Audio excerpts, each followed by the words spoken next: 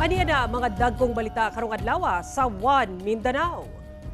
Wala! Gaulan na! Hailstorm o pag-ulan og ice na sinati sa Esperanza Sultan Kudarat. Babae nga senior citizen na komatos human natumba og naguyod dihang gilabnian og bag sa sospek nga nakamotor sa Valencia City, Bukidnon.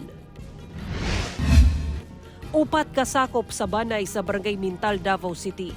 Giunay og paak sa alagang iro nga positibo di ay sa rabies.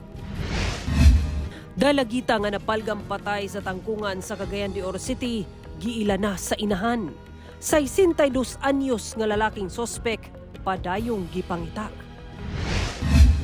Kapin 12,000 ka personay sa PNP, AFP, PCG ug BFP i-deploy sa Davao Region aron mo bantay sa seguridad sa riyon karong eleksyon.